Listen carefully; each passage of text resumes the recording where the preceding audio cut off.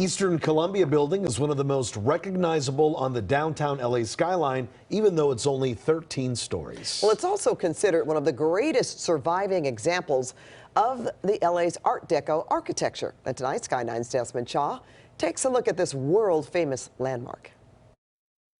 We'll take a look at this gem in the historic core of downtown LA. This is the Eastern Columbia building, built in 1930 in the timeless Art Deco style, one of my very favorite architectural styles that really came to embody luxury and glamour in its heyday. Think the Roaring 20s lifestyle, still kind of embodies that to this day. 264 feet tall and 13 stories. They actually had to get an exemption to build this four-sided clock tower because there were some serious restrictions on building height back when this building was built. This amazing turquoise exterior, which is visible from so many parts of the city, make it really one of the most unique buildings around. And it is considered one of, if not the best example of the Art Deco style that still stands here in Los Angeles. It was a department store for the beginning of its life for the Eastern Columbia Company. The first 10 floors of this building were all department store shopping. Hard to imagine today.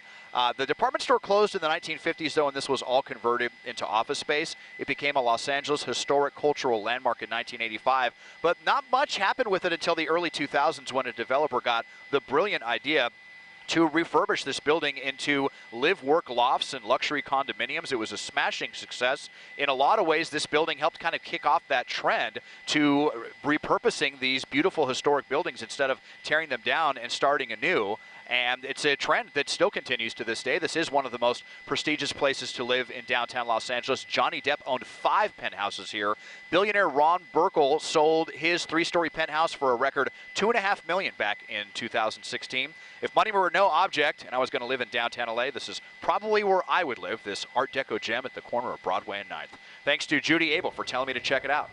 Taking a look at this from Sky 9, I'm Desmond Shaw.